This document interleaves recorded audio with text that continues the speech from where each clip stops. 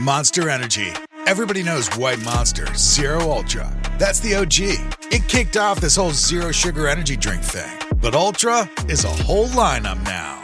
You've got Strawberry Dreams, Blue Hawaiian, Sunrise, and Vice Guava. And they all bring the Monster Energy punch. So if you've been living in the white can, branch out. Ultra's got a flavor for every vibe. And every single one is zero sugar. Tap the banner to learn more. With Sam's Club, you have the freedom to shop your own way. Curbside pickup? Delivered to your doorstep? Come in and grab it yourself? Yes, yes, yes. They've got plenty of options. Your call. Say yes to shopping the way you want. Join now at samsclub.com/yes and. You must be 18 years or older to purchase a membership, and membership is subject to qualifications. Visit samsclub.com/yes and for details.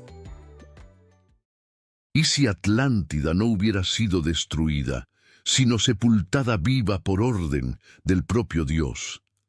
Esa pregunta resuena en las profundidades del mar como un susurro olvidado, un secreto que duerme bajo las olas desde hace milenios.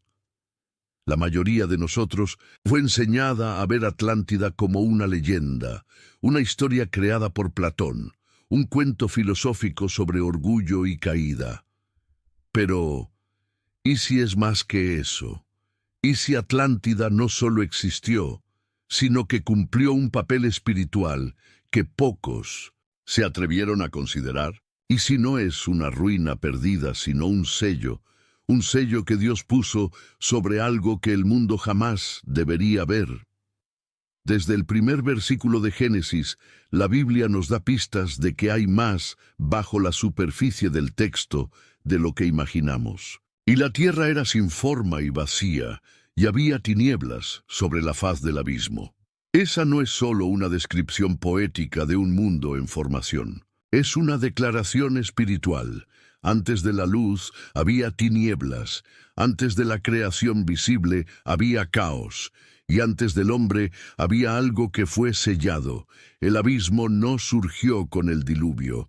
Él ya estaba ahí, esperando, observando, conteniendo. El término hebreo usado para abismo, tehom, lleva un peso casi vivo. No es un agujero físico, sino una profundidad espiritual, un espacio de retención donde lo que fue juzgado permanece en silencio.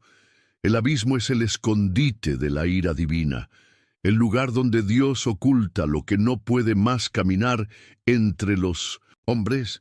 ¿Y si ese abismo fue sellado? ¿Qué había dentro de él? Las Escrituras hablan poco, pero sugieren mucho, y es entre esas sugerencias que encontramos el eco de una creación anterior. Una civilización que existió antes de Adán, moldeada no a la imagen de Dios, sino según los caprichos de ángeles caídos. Vigilantes, seres espirituales que al recibir autoridad sobre dimensiones y materia, decidieron usar ese poder para gobernar y moldear. El resultado fue una era que Dios no solo juzgó, Él la borró. Pero Dios no destruye todo con fuego. A veces, Él esconde con agua. Atlántida pudo haber sido eso. No una civilización cualquiera, sino el trono de un gobierno rebelde, construido con sabiduría corrompida, tecnología espiritual y jerarquía angélica. Ella fue hundida no por casualidad geológica, sino por decreto espiritual. El mar, en ese escenario, no es un castigo. Es un velo, una barrera que Dios creó para separar a los vivos de los juzgados, para mantener sellado lo que podría contaminar de nuevo la creación. El océano, en su vastedad silenciosa, se convirtió en el más antiguo de los sellos, y Atlántida, dentro de él, no se volvió ruina, se volvió trono dormido. Hay relatos, en diversas culturas, de civilizaciones sumergidas, de imperios que desafiaron los cielos y fueron tragados por las aguas. Pero lo que impresiona es el patrón. Esas ciudades no son solo destruidas, ellas son hundidas. Como si el acto de sumergir fuera una forma de Dios aislar espiritualmente una realidad. ¿Y por qué eso importa? Porque si Dios escondió Atlántida, no fue por accidente, fue por misericordia. La idea de que Atlántida sea un trono espiritual sellado cambia completamente el modo en que vemos la historia sagrada, porque un trono siempre quiere ser ocupado. Y si el sello que la mantiene sumergida comienza a romperse, ella no volverá como ruina arqueológica, volverá como sistema, como influencia, como imperio invisible. Y nosotros ya estamos viendo las señales. El retorno de filosofías antiguas, el fascinio moderno por sabiduría atlante, cultos al mar, religiones que claman por reconexión con las aguas primordiales. Nada de eso es solo tendencia, son síntomas. El espíritu de Atlántida está resurgiendo y el mar está inquietándose. Dios nunca dejó de vigilar el abismo. Génesis dice que el espíritu flotaba sobre las aguas. Esa imagen es poderosa. El Espíritu Santo no desciende inmediatamente. Él observa, Él sondea, Él espera el tiempo, porque antes de decir haya luz, Dios observó lo que estaba debajo de la oscuridad. Él conocía lo que había sido sellado, y solo entonces decidió comenzar de nuevo. Si esta teoría está correcta, y cada versículo nos acerca a ella, estamos viviendo en un intervalo entre dos mundos. Lo que Dios comenzó con Adán es la restauración, pero lo que fue sellado aún respira, aún observa y, en el tiempo profético, será liberado para el último acto, el juicio final. Tú ya notaste cómo el mar ha sido protagonista en 1900. Nuestros días, tsunamis inexplicables, perturbaciones magnéticas, regiones insondables donde ninguna tecnología funciona plenamente. Tal vez esos fenómenos no sean naturales, tal vez el sello esté moviéndose.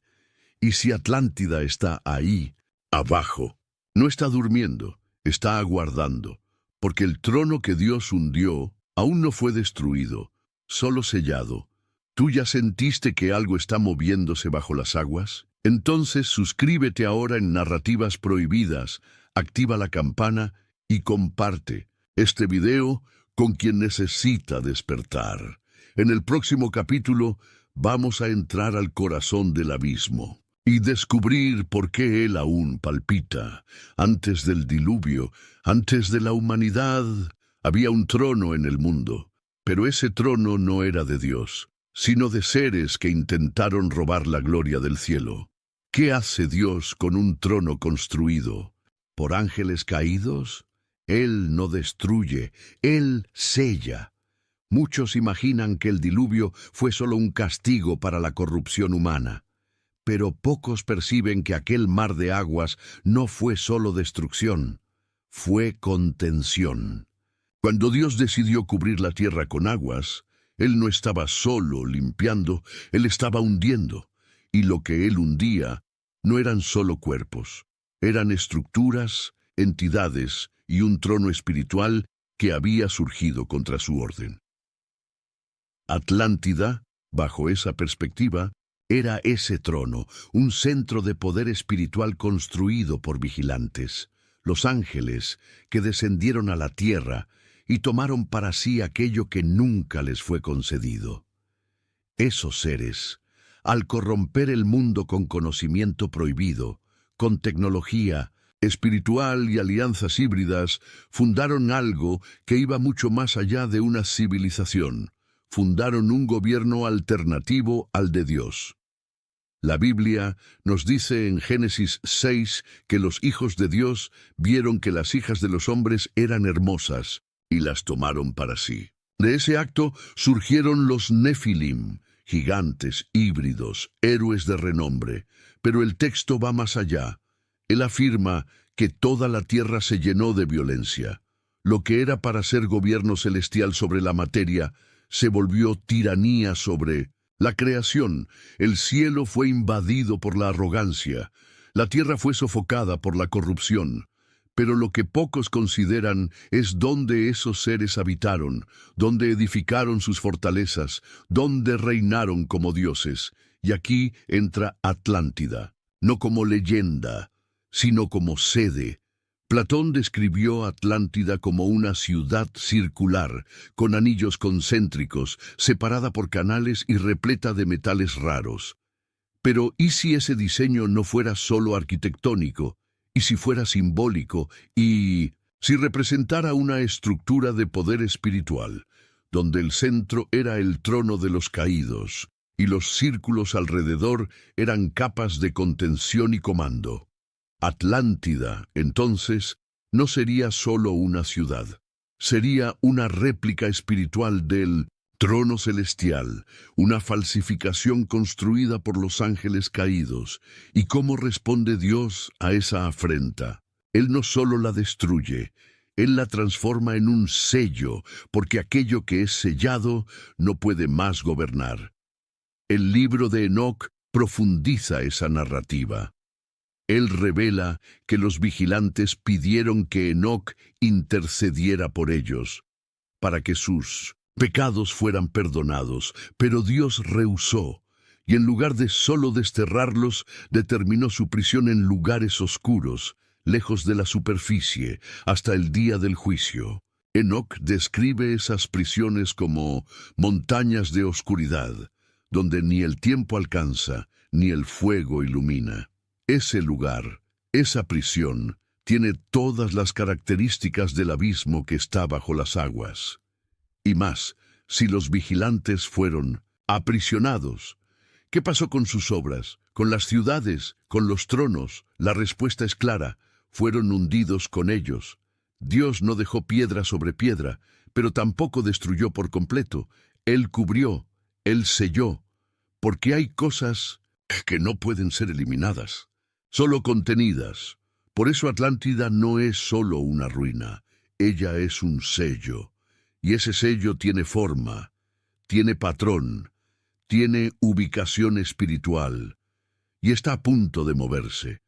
Hoy, cuando miramos al fondo de los océanos, encontramos formaciones inexplicables. Pirámides sumergidas, plataformas geométricas, estructuras que no deberían estar ahí. Son llamadas anomalías, pero tal vez sean vestigios, fragmentos petrificados de un trono que ya gobernó sobre la tierra y que fue arrancado de escena antes de que consumiera todo. Pero, ¿qué es un trono? Es el lugar de autoridad, el punto de emisión de gobierno. ¿Y qué pasa con un trono cuando es retirado? Él espera, porque los tronos desean ser ocupados nuevamente. Atlántida, entonces, representa el intento de los ángeles caídos de establecer un dominio sin Dios, un Edén alternativo, un mundo donde ellos fueran adorados, un sistema donde el hombre sirviera a la creación caída y no al Creador. Y por un tiempo ellos lo lograron, pero Dios vio, Dios intervino y Dios selló. El diluvio no solo destruyó, Él impidió. Él cerró un ciclo. Pero la profecía es clara. Los sellos no son eternos. Ellos existen para un tiempo, y cuando ese tiempo termina, ellos se rompen. Apocalipsis 9 nos alerta sobre uno de esos rompimientos. Una estrella cae del cielo con una llave. Ella abre el abismo, y de ahí salen criaturas que no son simbólicas. Son seres sellados. Y si ese abismo es el mismo que está bajo las aguas, y si el sello es Atlántida, entonces lo que va a emerger no será una ciudad, será un trono, un sistema, un espíritu, una orden. Y el mundo no estará listo. Si tú crees que Atlántida fue solo una leyenda, comparte este video con alguien que necesita saber la verdad, porque en el próximo capítulo vamos a bajar al fondo del abismo y descubrir que él aún respira. El mar siempre ha sido visto como símbolo de grandeza, profundidad y silencio, pero la Biblia nunca lo trata como algo neutro. Desde el Génesis, el mar aparece asociado al abismo, a las tinieblas y a la ausencia de forma. Eso no es casualidad. En el segundo versículo de la Biblia, antes incluso de la creación de la luz, el Espíritu de Dios flotaba sobre las aguas. Y esas aguas cubrían algo que ya estaba ahí, La pregunta es simple, pero perturbadora. ¿Qué había ahí antes de que Dios dijera, haya luz? El texto dice que la tierra era sin forma y vacía, y que había tinieblas sobre la faz del abismo. No es solo una forma poética de describir el caos, es una revelación disfrazada, porque el abismo no fue creado durante la reordenación del mundo. Él ya existía, él estaba presente antes del orden, antes del tiempo, antes de la primera luz. Y el hecho de que el Espíritu Santo estuviera flotando sobre él sugiere algo profundo. Dios estaba observando lo que estaba sellado ahí. En la tradición hebrea, la palabra usada para abismo es tehom. So good, so good, so good. Spring styles are at Nordstrom Rack stores now, and they're up to 60% off. Stock up and save on Rag & Bone, Madewell, Vince, All Saints, and more of your favorites. How did I not know Rack has Adidas? Why do we rack? For the hottest deals. Just so many good brands. Join the Nordy Club to unlock exclusive discounts, shop new arrivals first, and more. Plus, buy online and pick up at your favorite Rack store for free. Great brands, great prices. That's why you rack. Score more with the college-branded Venmo debit card and earn up to 5% cash back with Venmo Stash. Got paid back? With the Venmo debit card, you can instantly access your balance and spend on what you want, like game day snacks, gear, tickets, and more. The more you do, the more cash back you can earn. Plus, there's no monthly fee or minimum balance. Sign up now at Venmo.com/collegecard. The Venmo MasterCard is issued by the Bancorp Bank N.A. Select schools available. Venmo Stash terms and exclusions apply at venmo.me/stash terms. Max $100 cash back per month. Not sure how to tackle your taxes? Are you sweating the small print? You may be experiencing FOMO, the fear of messing up. The answer? Using TurboTax on Intuit Credit Karma. They help you get your biggest refund, and then we help you do more with it, with a personalized plan designed to help you hit your money goals. It's time to take your taxes to the max. Start filing today in the Credit Karma app. Ella no indica un simple agujero o un espacio físico. Ella describe una dimensión, un lugar espiritual de profundidad viva, un vientre de contención, un espacio donde algo fue colocado para no volver. El abismo, en ese sentido, no es vacío, es lleno, y lo que está ahí no está muerto, está respirando. A lo largo de las Escrituras, el abismo aparece siempre relacionado con juicio. Cuando el diluvio sucede, por ejemplo, el texto dice que las fuentes del gran abismo se rompieron. En otras palabras, lo que estaba sellado fue temporalmente liberado. Las aguas que cubrieron el mundo no vinieron solo del cielo, vinieron también de abajo, del vientre de la tierra, del mismo lugar que Génesis presentó como tinieblas profundas. Y si esas aguas llevaron más que destrucción, y si ellas también fueron un tipo de exhalación de lo que estaba contenido. En el Apocalipsis, capítulo 9, Juan ve una estrella caer del cielo, y ella trae en las manos una llave.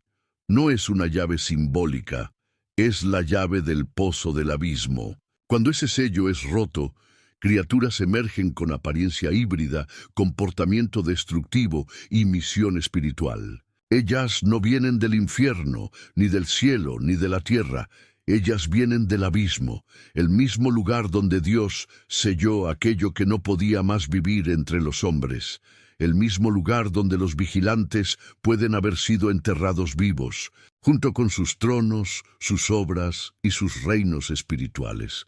Si el abismo está realmente debajo del mar, como sugieren tantos pasajes bíblicos, entonces el océano funciona como una especie de sello líquido, una tapa viva sobre una prisión invisible. Y Atlántida, dentro de ese escenario, no sería solo una ciudad perdida, sería un punto de contacto, un centro espiritual construido por los ángeles caídos para ejercer dominio en la tierra, un trono alternativo al de Dios, y por eso mismo fue hundido, no como castigo, sino como aislamiento, un trono que fue sellado, solo que el problema no es lo que fue hecho, es lo que está volviendo, porque todo indica que ese sello está moviéndose. El abismo no está más silencioso como antes. Hay señales de que Él respira. Y no solo en el mundo espiritual, sino también en el natural. Eventos climáticos cada vez más extremos, perturbaciones magnéticas en los océanos, regiones donde ningún equipo logra funcionar. El famoso Triángulo de las Bermudas no es solo un misterio geográfico, es una grieta en el sello. Un lugar donde el abismo respira con más fuerza. La ciencia dice que más del 90% del océano permanece inexplorado, y por más que tengamos tecnología, nunca logramos llegar hasta el fondo.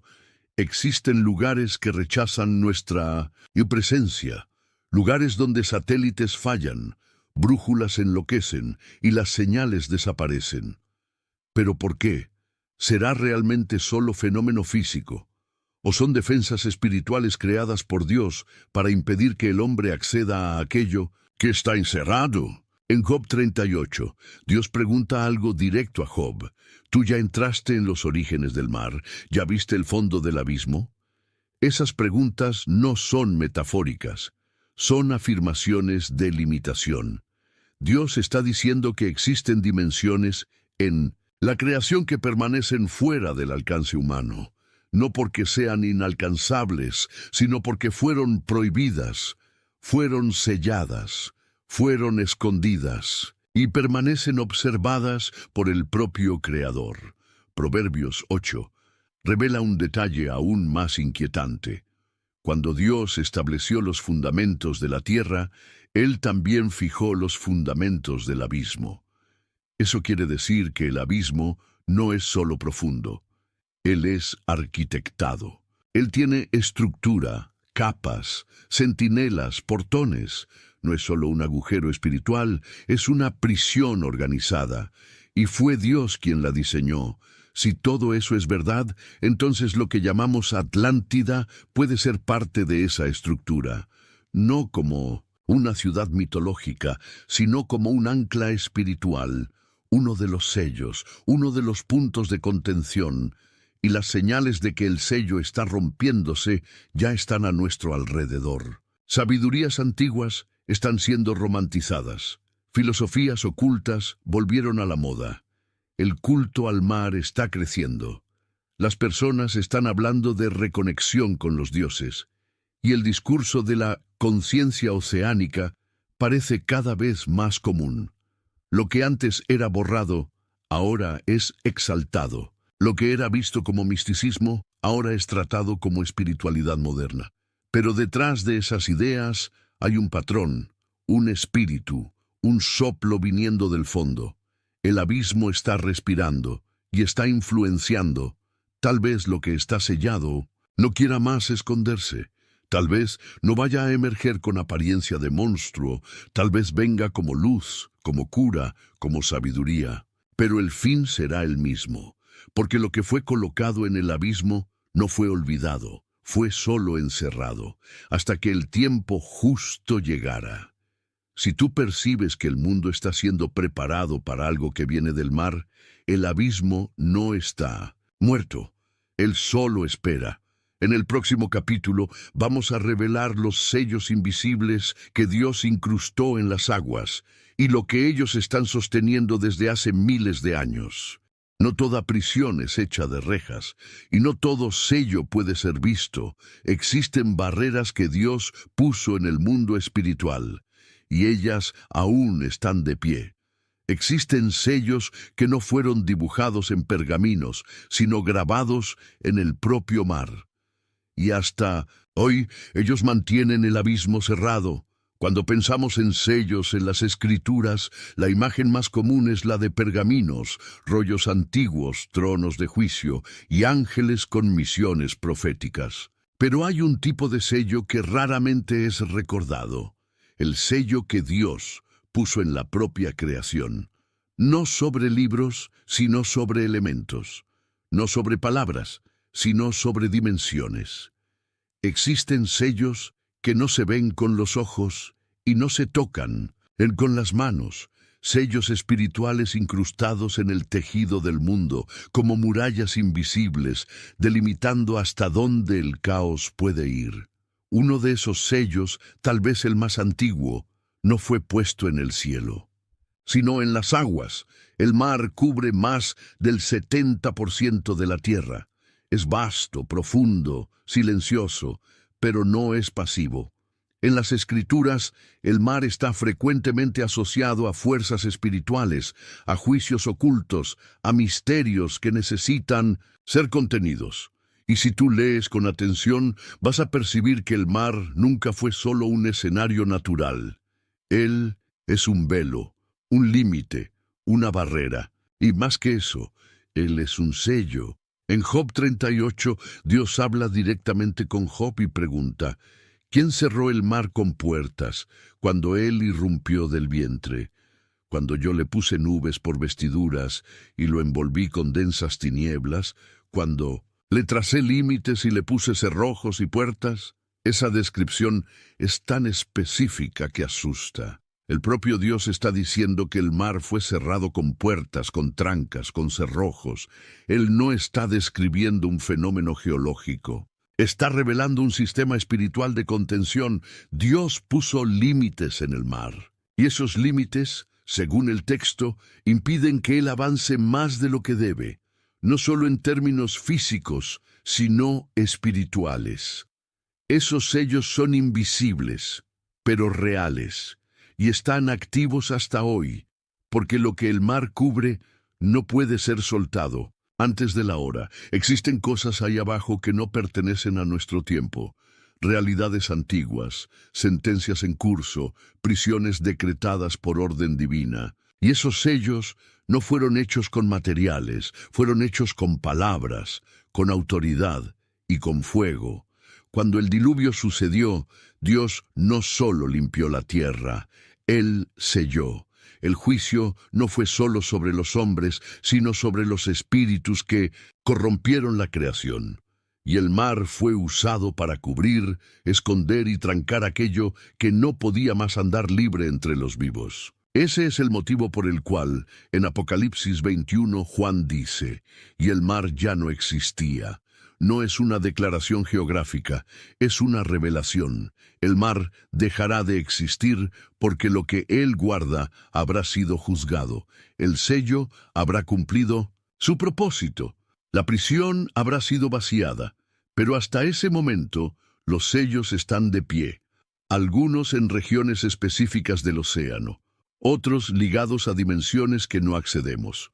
El propio libro de Enoc habla de prisiones espirituales, escondidas en lugares profundos y oscuros, donde ni el tiempo pasa y donde los vigilantes fueron amarrados con cadenas de fuego. Cadenas que no fueron hechas con hierro, sino con sentencias, y esas sentencias fueron registradas en el cielo, pero selladas en la tierra, con Atlántida.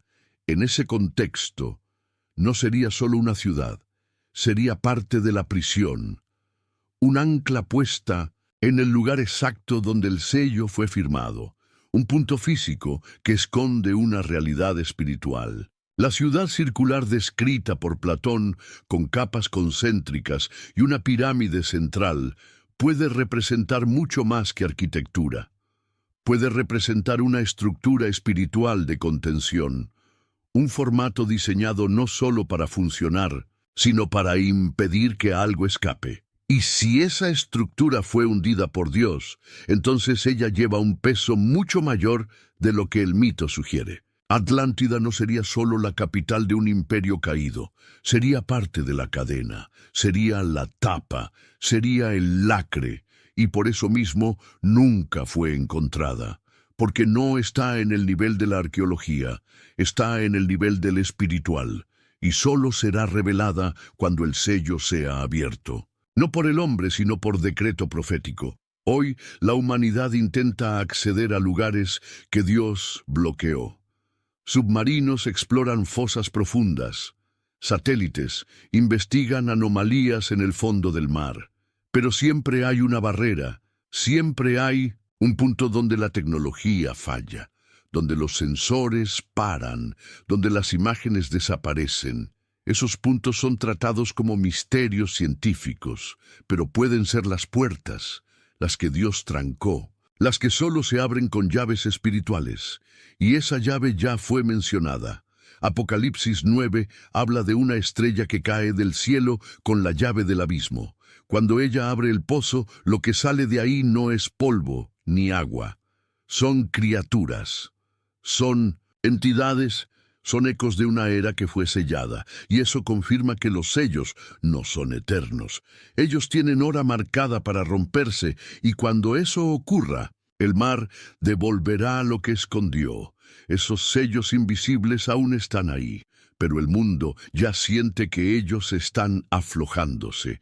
El retorno del interés por sabidurías antiguas, la búsqueda por reconexión con los elementos, el crecimiento de religiones basadas en el mar, el aumento del culto a entidades acuáticas. Todo eso muestra que el sello espiritual está siendo presionado por fuerzas externas, como si lo que está ahí abajo estuviera influenciando la superficie, poco a poco. Es por eso que necesitamos prestar atención, porque Dios no sella algo sin motivo. Y si Él escondió Atlántida, si Él cubrió el abismo, si Él incrustó sentencias en las aguas, es porque lo que está ahí no puede volver antes de la hora. Pero la hora está llegando, y los señales están en todos los lugares. El sello está firme, pero está temblando. No todo lo que retorna viene en la misma forma. Atlántida no está volviendo como piedra o ruina, está volviendo como idea. Tal vez el mayor error del mundo moderno sea pensar que Atlántida es pasado, porque lo que ella representa está más vivo que nunca. Cuando las aguas cubrieron Atlántida, el mundo pensó que aquello era el fin. Una civilización entera hundida en un solo día y noche de infortunio. Esa es la versión que muchos repiten. Pero detrás de esa narrativa existe una verdad que raramente es dicha. La caída de Atlántida no borró su esencia, solo enterró su cuerpo. Lo que fue destruido fue lo que se veía, lo que permaneció fue lo que se sentía. Y ahora, siglos después, lo que está volviendo no son sus muros, sus puertos o sus templos. Lo que está volviendo es el espíritu que habitaba en aquella ciudad. El error de Platón fue tal vez pensar que Atlántida era solo una estructura social.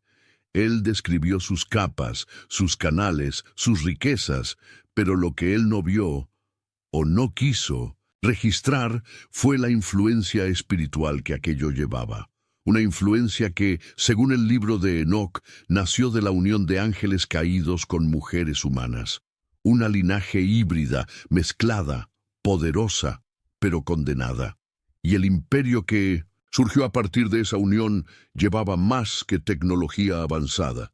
Llevaba rebelión, llevaba orgullo, llevaba el intento de copiar la gloria de Dios con los recursos de la creación. Y es eso lo que está volviendo. Porque el espíritu de Atlántida no es una entidad con forma definida.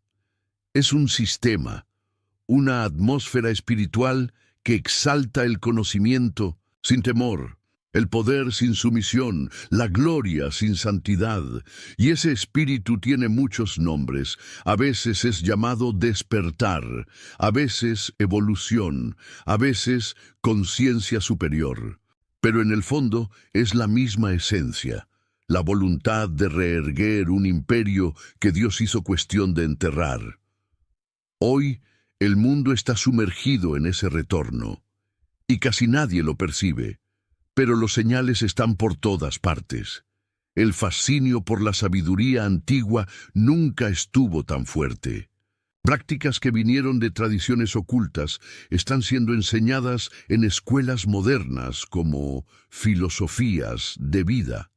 El misticismo oceánico, que por siglos fue tratado como folclore, ahora es tema de culto, moda y cultura pop. El mar volvió a ser exaltado, no como creación, sino como conciencia. y en algunos casos como entidad.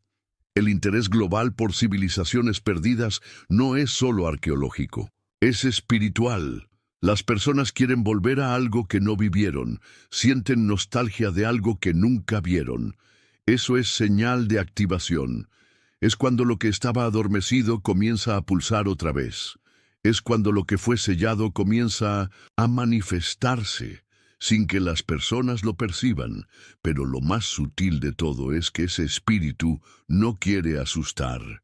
Él quiere seducir. Él no vuelve como un imperio militar, vuelve como una propuesta, vuelve como sabiduría alternativa, vuelve como espiritualidad libre. Vuelve como una promesa de reconexión con algo supuestamente divino, pero que nunca pasó por el altar de Dios. Esa es la estrategia. Sustituir la santidad por la sensibilidad, la verdad por la experiencia, la adoración por la contemplación, porque el espíritu de Atlántida sabe que el tiempo del sello está terminando, y antes de que él sea oficialmente roto, él quiere ocupar las mentes, las culturas, las estructuras sociales, para que cuando salga no encuentre resistencia, sino puertas abiertas. Y ese espíritu ya está dentro de las casas, en los libros, en las películas, en las canciones, en los mensajes que parecen inofensivos. ¿Cuántas veces has escuchado hablar de conectarse con las energías del océano, de honrar a los dioses acuáticos, de retornar a la sabiduría de los antiguos maestros sumergidos? Eso no es solo lenguaje poético, eso es invocación disfrazada, es llamado espiritual. Es semilla plantada por una influencia que nunca fue totalmente destruida. Lo que está volviendo no es visible, pero es real y es eficaz. Está en los ambientes académicos, en los rituales artísticos, en las terapias holísticas, en las prácticas políticas. Está disfrazado de inclusión, de progreso, de nueva conciencia, pero detrás de la estética está el mismo trono, el mismo deseo, la misma rebelión, la misma intención de reconstruir lo que Dios derrumbó y de reocupar el trono que fue hundido. Ese movimiento no es nuevo, él siempre existió, pero ahora él está en auge, él está siendo celebrado, y lo más peligroso es que está siendo aceptado hasta por quien se dice espiritual. Muchos confunden ese espíritu con el espíritu de Dios, pero el espíritu de Dios no reconecta con el abismo. Él redime, él exalta la cruz, él revela al Cristo, y el espíritu de Atlántida no soporta eso. Por eso, su mayor arma es el camuflaje. Estamos viviendo un tiempo profético, los sellos están debilitándose, y lo que está detrás de ellos ya comenzó a manifestarse. No como criatura, sino como cultura, no como ciudad, sino como sistema. El espíritu de Atlántida no necesita emerger con edificios, basta con que tome las conciencias. Y cuando eso ocurra en escala global, el trono estará listo para ser ocupado de nuevo. Pero el fin ya fue decretado. La Biblia dice que el mar devolverá lo que esconde, y que todo lo que sea traído a la superficie será juzgado. Dios no permitirá que ese trono vuelva a reinar. Pero antes del juicio viene la exposición, y es eso lo que está comenzando ahora. El mundo está siendo expuesto al espíritu que un día gobernó Atlántida, y muchos están siendo seducidos por él, sin percibirlo. Si tú conoces a alguien que necesita despertar para ese engaño espiritual, envía este video ahora. En el próximo capítulo vamos a volver al libro de Enoc y revelar cómo todo eso ya estaba escrito. Desde el inicio, antes de que la Biblia fuera escrita, Enoc ya sabía lo que estaba sellado y él lo dejó registrado, aunque intentaran silenciarlo. Lo que hoy llamamos misterio, Enoc ya lo llamaba sentencia, porque él vio con sus propios ojos el lugar donde los vigilantes fueron enterrados vivos. Existen libros que el tiempo intentó borrar, libros que no entraron en el canon oficial, pero que nunca desaparecieron de la historia. Entre todos ellos, tal vez ninguno sea tan perturbador como el libro de Enoc, porque mientras muchos textos hablan sobre el cielo, la tierra y el hombre, Enoc habla sobre lo que está entre ellos, habla sobre los que vinieron de lo alto y cayeron, habla sobre ángeles, prisiones, sellos y un tiempo determinado para el juicio, y todo eso mucho antes del diluvio, mucho antes de Moisés, mucho antes de que la humanidad supiera qué había sido sellado debajo del mundo. Enoc fue el séptimo después de Adán, un hombre que, según la Biblia, caminó con Dios a tal punto que fue arrebatado sin pasar por la muerte. Eso ya debería bastar para hacernos escuchar sus palabras. Pero, además de eso, él dejó registros. Y esos registros detallan una historia que parece paralela a la narrativa bíblica, pero en realidad la completa. Porque Enoc no habla solo de lo que pasó en la superficie, él habla de lo que pasó en el cielo y fue enterrado en las profundidades.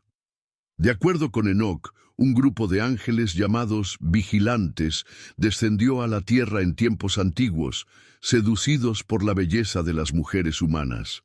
Ellos hicieron un pacto entre sí, sellado en la cima de una montaña, y decidieron actuar juntos. Tomaron esposas, engendraron hijos híbridos, los Nefilim, y enseñaron a los hombres conocimientos que estaban más allá del tiempo: magia, metalurgia, cosméticos, guerra, encantamientos, herejías. El mundo, entonces, fue acelerado, espiritualmente, pero no en dirección a la luz, en dirección al abismo. La corrupción fue tan rápida, tan profunda y tan destructiva que Dios decretó juicio antes incluso de que la humanidad entendiera qué estaba pasando. Y aquí Enoc entra de nuevo, porque mientras el mundo se perdía, él fue llamado para ser testigo, no solo de la sentencia, sino de la ejecución. Él fue llevado por ángeles a lugares donde ojos humanos nunca estuvieron, y ahí vio las prisiones, vio los tronos caídos, vio los portones espirituales que serían cerrados para siempre, por lo menos hasta el tiempo del fin. Enoc describe un lugar terrible, un valle oscuro, una cadena espiritual donde los vigilantes serían lanzados. Ellos no serían destruidos de inmediato, serían mantenidos vivos, conscientes, aislados, amarrados con cadenas que no eran hechas de metal, sino de fuego celestial. Él describe el sonido de las voces de esos ángeles caídos, clamando por misericordia, implorando por liberación, sabiendo que no serían escuchados. Y lo más fuerte, Enoc dice que esas prisiones estaban ligadas al fondo de la tierra, a las regiones profundas, a lo que hoy llamamos abismo. Eso conecta todo, porque si los vigilantes fueron enterrados vivos en prisiones espirituales, y si esas prisiones fueron selladas con sellos proféticos, entonces lo que llamamos Atlántida puede ser mucho más de lo que imaginamos. Puede ser el propio sello, el propio trono, la propia ancla que mantiene a los caídos donde Dios los sentenció. Atlántida no se hundió solo porque erró. Se hundió porque formaba parte de un sistema espiritual que necesitaba ser arrancado del mundo de los hombres. Y Enoc vio todo eso, lo registró todo, pero el mundo lo ignoró. Lo más aterrador es que él también vio lo que vendría después. Enoc profetizó que esos sellos serían rotos, que habría un tiempo donde los tronos antiguos intentarían levantarse, que los reyes del pasado retornarían como influencia, que los días se volverían como los de Noé, días de mezcla, de arrogancia espiritual, de engaño. Él vio que el espíritu de los vigilantes no sería destruido con sus cuerpos, sino que permanecería y tentaría volver, no por la fuerza, sino por la aceptación. Chronic migraine is 15 or more headache days a month, each lasting 4 hours or more. Botox, onabotulinum toxin A, prevents headaches in adults with chronic migraine before they start. It's not for those with 14 or fewer headache days a month. It prevents on average 8 to 9 headache days a month versus 6 to 7 for placebo. Prescription Botox is injected by your doctor. Effects of Botox may spread hours to weeks after injection, causing serious symptoms. Alert your doctor right away, as difficulty swallowing, speaking, breathing, eye problems, or muscle weakness can be signs of a life-threatening condition. Patients with these conditions before injection are at highest risk. Side effects may include allergic reactions, neck and injection site pain, fatigue, and headache. Allergic reactions can include rash, welts, asthma symptoms, and dizziness. Don't receive Botox if there's a skin infection. Tell your doctor your medical history, muscle or nerve conditions, including ALS, Lou Gehrig's disease, myasthenia gravis, or Lambert-Eaton syndrome, and medications, including botulinum toxins, as these may increase the risk of serious side effects. Why wait? Ask your doctor, visit BotoxChronicMigraine.com or call 1-800-44-BOTOX to learn more. Y lo que estamos viendo hoy es exactamente eso. No hay más necesidad de descender físicamente.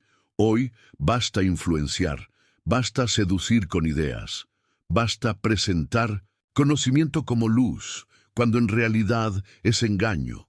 Basta hacer que el mundo desee aquello que Dios sepultó, y cuando el mundo lo desee, los sellos se romperán. El libro de Enoc habla de 4 ángeles principales que vigilaron esas prisiones: Miguel, Rafael, Gabriel y Uriel. Cada uno con una función, cada uno con una orden. Ellos no estaban solo cuidando lugares, estaban manteniendo el tiempo, garantizando que los tronos caídos no se reerguieran antes de la hora. Pero hasta esos ángeles saben que los días están cumpliéndose, que las generaciones están volviéndose demasiado parecidas a las de antes del diluvio, que los hombres están volviendo a buscar lo que Dios ya juzgó. Cuando Enoc escribió que habría una generación que glorificaría a los vigilantes, él estaba hablando de nuestro tiempo. Porque hoy las personas llaman a esos seres maestros ascendidos, arquitectos antiguos, dioses astronautas. No los llaman caídos, los llaman iluminados, y los mismos que fueron lanzados al abismo ahora son exaltados en libros, series, cursos y doctrinas. Pero el fin ya fue avisado. El sello va a romperse, no porque Dios perdió el control, sino porque llegó la hora del juicio. El mar va a devolver lo que fue hundido, las prisiones van a abrirse, y los tronos que estaban escondidos serán expuestos. El espíritu de Atlántida, el espíritu de los vigilantes, no volverá para reinar, volverá para ser juzgado. Enoc lo sabía y lo dejó registrado, pero el mundo prefirió llamar mito a lo que era profecía. Si tú conoces a alguien que aún cree que todo eso es solo simbolismo, comparte este video ahora, porque en el próximo capítulo vamos a hablar sobre la llave. Sí, ella ya está entre nosotros, y alguien va a usarla. Apocalipsis habla de una estrella caída del cielo, trayendo una llave. Pero ¿y si esa llave ya está aquí y alguien está a punto de usarla? No es una llave hecha de metal, no es visible, pero es real, y puede abrir lo que Dios selló. Entre los pasajes más perturbadores del Apocalipsis está el que describe una estrella cayendo del cielo con una llave en las manos. Esa estrella no es una metáfora suelta, es un ser, es una entidad con autoridad para abrir lo que nadie más puede tocar. Y la llave que lleva no es para puertas físicas, sino para el pozo del abismo, un lugar de retención espiritual, guardado desde los albores, que espera la hora justa para ser destrancado. El problema es que esa hora puede estar más cerca de lo que pensamos. Esa llave representa acceso, y cada vez que la Biblia habla de acceso espiritual, habla de autoridad. Cuando Jesús dice que tiene las llaves de la muerte y del infierno, Él está diciendo que tiene dominio sobre esas realidades. Entonces, si hay una llave para el abismo, quien la posee tiene autoridad para abrir las profundidades. No físicamente, sino espiritualmente. Y eso cambia todo. Porque no estamos hablando de una estructura de hierro siendo rota, sino de un permiso divino siendo concedido. Lo que muchos no perciben es que esa llave no necesita descender del cielo en forma literal. La profecía puede ya estar cumpliéndose. El Apocalipsis habla de un tiempo en que esa autoridad será entregada, y ese tiempo puede ser este. Porque el mundo ya está recibiendo influencias que antes estaban trancadas, ideas que antes estaban sepultadas, espíritus que antes estaban contenidos, y la pregunta es, ¿quién está abriendo esas puertas? Y eso no es una figura retórica, es literal, porque cada vez que el hombre accede a lo espiritual sin pasar por la santidad, él toca portales que estaban trancados. Y cuando esos portales se abren, no es el cielo el que entra, es el abismo el que sube.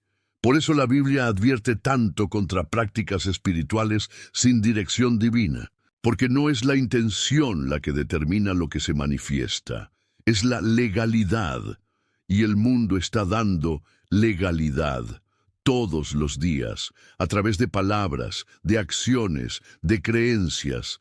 Las personas están abriendo caminos espirituales sin percibir que están accionando llaves antiguas. La obsesión por sabiduría prohibida, por poderes ocultos, por entidades ancestrales, todo eso son señales de que la llave está siendo usada, no como herramienta visible, sino como decisión humana. Y cada vez que esa decisión se repite, el sello se debilita. La Biblia dice que cuando el pozo sea abierto, saldrá humo. Y de ese humo, criaturas espirituales surgirán. Pero antes de que eso ocurra físicamente, ya está ocurriendo culturalmente. El humo ya está subiendo. Está en los valores invertidos. Está en los sistemas espirituales corrompidos. Está en los discursos que exaltan a los caídos como guías. Está en los llamados para que el mundo vuelva a los orígenes, como si los orígenes fueran puros, pero esos orígenes eran Atlántida.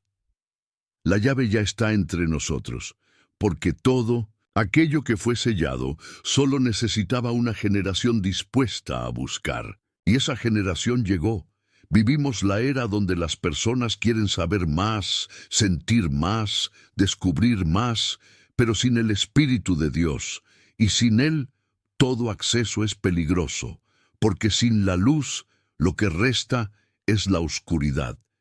Y en el fondo de la oscuridad está el abismo, no es exageración, es literal. Estamos tocando cosas que no entendemos, y lo más preocupante, lo estamos haciendo con orgullo.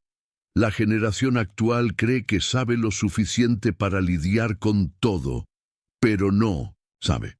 Porque no se trata de conocimiento, se trata de autoridad espiritual, y la autoridad no se conquista con estudio, se recibe por sumisión al Altísimo, al Dios que trancó lo que necesitaba quedar trancado. Cuando Enoc habló de los ángeles caídos siendo aprisionados, él también dijo que ellos clamarían por liberación, que intentarían volver, pero que Dios los mantendría retenidos hasta el tiempo señalado.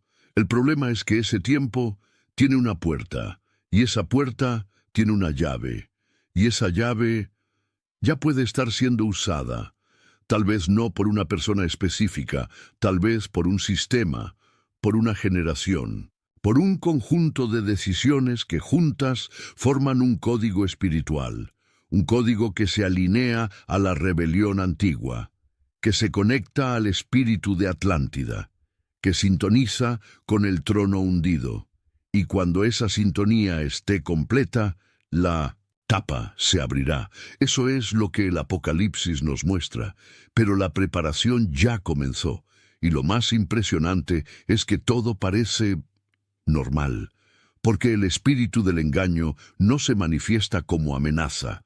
Él se disfraza de sabiduría. Él se esconde en filosofías de autoconocimiento, en espiritualidad libre, en promesas de liberación sin cruz. Pero toda liberación sin cruz es esclavitud con apariencia de luz. La llave está aquí, y está siendo girada. El sello está temblando. El trono está siendo buscado. El espíritu de Atlántida ya encontró espacio. Y cuando el abismo se abra, no parecerá destrucción. Parecerá revolución, pero será el comienzo del fin, porque Dios no dejará que aquello que Él sepultó gobierne nuevamente, y todo lo que salga volverá, pero volverá para ser juzgado. Si tú sientes que hay algo a punto de romperse, comparte este video ahora, porque en el próximo capítulo vamos a hablar sobre qué pasa cuando el trono sumergido sea reactivado. Y lo que va a emerger no será solo simbólico, será real. El mundo está esperando por una señal, pero la señal que viene no será del cielo, vendrá del fondo del mar. Cuando el trono sumergido sea reactivado, lo que va a emerger no será solo una ciudad antigua, será un nuevo tipo de dominio. Todo lo que fue hundido por Dios continúa, ahí por una única razón. Fue sellado para no manifestarse antes de la hora. Pero todo sello tiene un tiempo, y cuando ese tiempo llega, nada más logra contener lo que está a punto de emerger. El problema es que el mundo cree que lo que está por venir será visible, grandioso, palpable. Esperan una ciudad subiendo de las aguas, piedras apareciendo en el fondo del océano, ruinas confirmando mitos. Pero lo que va a emerger cuando el trono de Atlántida sea reactivado no será piedra ni metal, será influencia, será dominio espiritual, será gobierno, porque los tronos no sirven solo para reinar sobre territorios.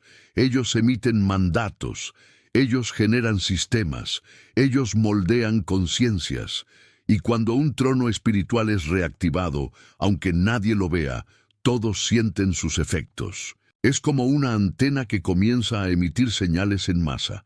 Primero alcanza a los más sensibles, después a los vulnerables, al final a la cultura entera, y el espíritu que está detrás comienza a manifestarse en todas las capas de la sociedad: política, religión, ciencia, arte, economía, comportamiento.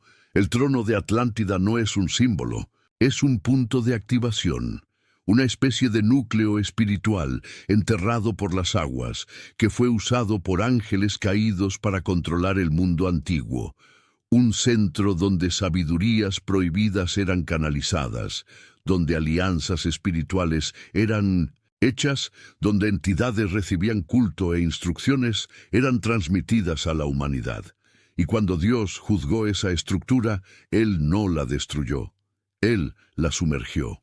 Pero el espíritu detrás de ella nunca fue anulado, fue solo trancado. Ahora, ese espíritu está encontrando nuevas formas de manifestarse. Ya no necesita templos visibles ni altares esculpidos. Basta un dispositivo en la mano, una pantalla frente al rostro, una idea circulando en nombre de la libertad espiritual. La nueva Atlántida no necesita ser construida. Ella necesita ser accedida. Y es exactamente eso lo que está pasando. El mundo está conectándose con un sistema antiguo, como si estuviera reconectando los cables de una máquina olvidada.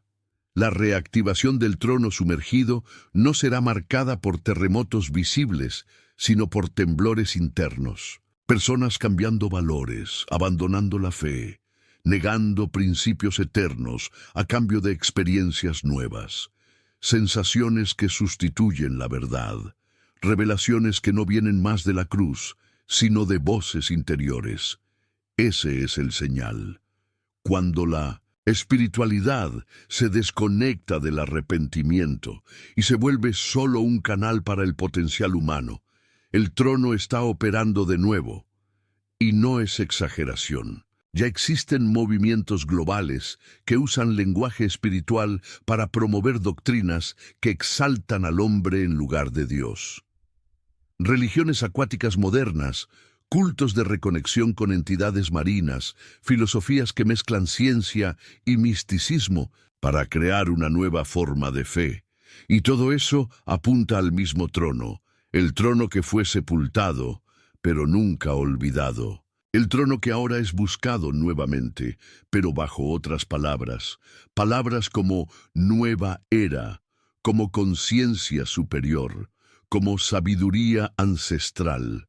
La verdad es que cuando el trono sumergido sea reactivado, no será algo espectacular a los ojos. Será sutil, será elegante, será disfrazado de progreso.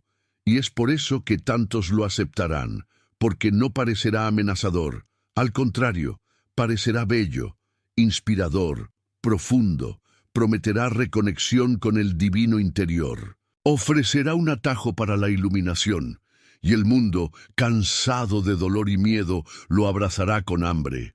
Pero ese abrazo será el comienzo del juicio, porque el espíritu que habita ese trono no busca solo aceptación, él busca control, y ese control comienza dentro. Comienza cuando las personas dejan de buscar la verdad eterna y pasan a construir sus propias verdades. Cuando los absolutos desaparecen y todo se vuelve una cuestión de perspectiva, el trono encuentra espacio para operar, porque no necesita ser reconocido como autoridad, solo necesita ser dejado reinar en los bastidores.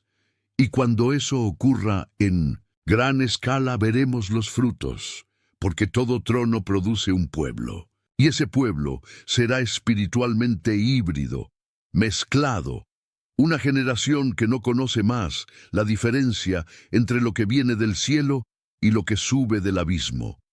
Una generación que se alaba a sí misma, que se inclina ante la creación, que honra entidades antiguas pensando que son solo símbolos, pero detrás de esos símbolos hay sentencias.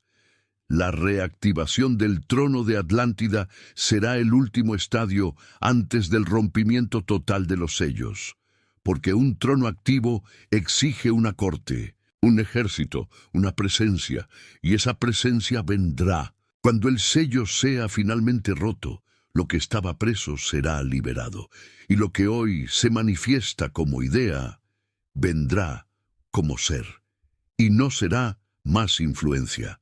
Será invasión, pero hasta entonces el mundo estará listo, porque el espíritu del trono habrá hecho su trabajo, habrá preparado corazones, culturas, sistemas, y cuando el sello se abra, nadie resistirá, porque todos ya habrán aceptado la voz del espíritu, y esa voz no grita, ella susurra, y ese es el peligro, porque el susurro del trono es más seductor que el rugido del abismo.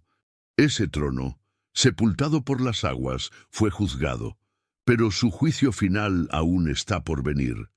Y cuando sea expuesto, cuando su presencia no pueda más ser negada, muchos percibirán demasiado tarde que participaron en la reactivación, no con martillos o piedras, sino con elecciones, con aplausos, con silencio, porque el silencio también es consentimiento espiritual.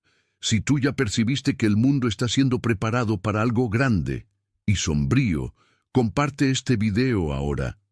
En Tucson, el próximo capítulo, vamos a cerrar esta revelación con lo que aún falta ser dicho. La última profecía de Atlántida está cumpliéndose, y el trono va a ser juzgado. Lo que fue enterrado no era solo una ciudad, era un trono, y los tronos siempre esperan por ocupantes. La profecía no era sobre ruinas, era sobre retorno, y lo que está volviendo no quiere solo ser recordado. Él quiere gobernar. Desde el primer capítulo de este viaje fuimos bajando, capa por capa, hasta llegar aquí. Comenzamos con el mar, después entramos al abismo, enseguida a los sellos. Después, al espíritu.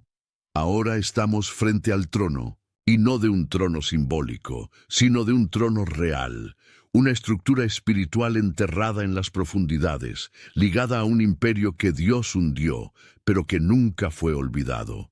Y ahora, con todo lo que hemos visto, con todo lo que está surgiendo, solo queda una conclusión.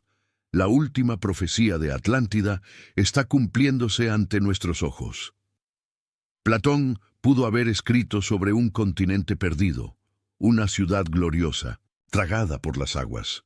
Pero lo que él no sabía, o tal vez sabía y no quiso revelar, es que Atlántida no era solo un territorio, era un portal, un trono espiritual conectado al mundo de los ángeles caídos, un intento de imitar la gloria de Dios con sabiduría corrompida. Y cuando ese trono fue hundido, no fue solo como castigo, fue como prevención. Dios sabía lo que esa estructura cargaba y decidió sellarla hasta el tiempo del fin. El libro de Enoc nos muestra que los ángeles que corrompieron la tierra fueron aprisionados, pero también nos alerta, ellos serían liberados. Apocalipsis confirma que un día el sello será abierto, y en ese día lo que está sellado en las profundidades será soltado, no como mitología, sino como realidad. El espíritu de Atlántida ya volvió. La llave ya está siendo usada, el trono ya está siendo reactivado, y lo que viene ahora es el cumplimiento de la profecía, solo que esa profecía nunca fue sobre restauración, fue sobre juicio. Atlántida no volvería para reinar como antes, volvería para ser expuesta, para mostrar al mundo qué pasa cuando el hombre acepta el gobierno que Dios rechazó. El trono va a emerger, pero no para triunfar. Va a emerger para ser condenado, va a emerger para que todo ojo vea lo que fue escondido. Y cuando eso ocurra, el mundo va a tener que elegir, o permanece firme en la verdad, o se inclina ante la falsa luz. Ese es el punto crítico de la profecía, porque el retorno no será brutal al comienzo, será suave, será deseado. El mundo está siendo preparado para recibir lo que Dios trancó. Y cuando eso ocurra, la mayoría va a aplaudir, va a haber poder, sabiduría, transformación, pero pocos van a discernir qué está pasando realmente. Porque la última profecía de Atlántida no es solo su retorno, es el engaño que ella traería. Un engaño tan fuerte que si fuera posible engañaría hasta a los elegidos. Pero Dios nunca deja a su pueblo sin aviso. Las señales están por todas partes. La cultura cambió, la espiritualidad cambió. El mundo está cada vez más abierto a entidades, prácticas, ideas que antes eran claramente rechazadas. Hoy son exaltadas, y lo que parece una nueva era es solo la última fase del viejo trono, el trono que dormía en las aguas, el trono que ahora se levanta.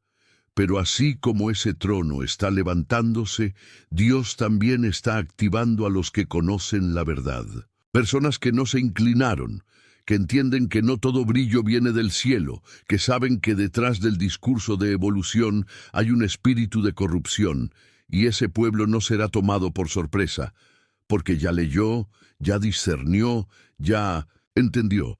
El sello se romperá, sí, pero ellos estarán de pie cuando eso ocurra. El mar va a devolver lo que guarda, pero no será para que reine, será para que rinda cuentas, porque la profecía termina con juicio, el juicio de los tronos antiguos, el juicio de las entidades que engañaron a los hombres, el juicio de los sistemas que se levantaron contra el Creador. Y ese juicio será definitivo, será completo, será final, porque Dios no divide su trono con nadie. La última profecía de Atlántida también nos muestra eso, que toda estructura espiritual que se opone a Dios puede durar por milenios, pero al final será desmontada. Lo que fue construido con rebelión será deshecho con gloria. Lo que fue sellado con tinieblas será roto con luz. Lo que fue fundado con orgullo será aplastado con justicia. Porque el mar no va a reinar, el trono sumergido no va a triunfar, él va a caer una última vez, y esta vez para nunca más levantarse. Pero hasta entonces necesitamos estar atentos, porque el ciclo ya comenzó, el espíritu volvió, el sistema está en operación, Y la próxima fase es el surgimiento total del trono, tal vez no como un edificio, tal vez no como una ciudad literal, sino como una plataforma de control espiritual, una cultura, una mentalidad, una nueva religión.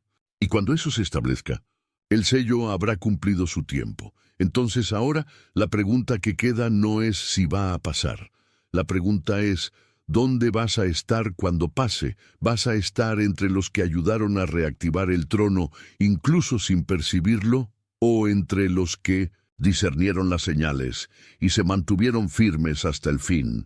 Si esta revelación te despertó, comparte este video con quien necesita entender qué está viniendo. Y si quieres continuar en este viaje, suscríbete ahora a Narrativas Prohibidas. Activa la campana y prepárate, porque el próximo sello puede ya estar temblando. La última profecía de Atlántida, el trono que duerme en las aguas.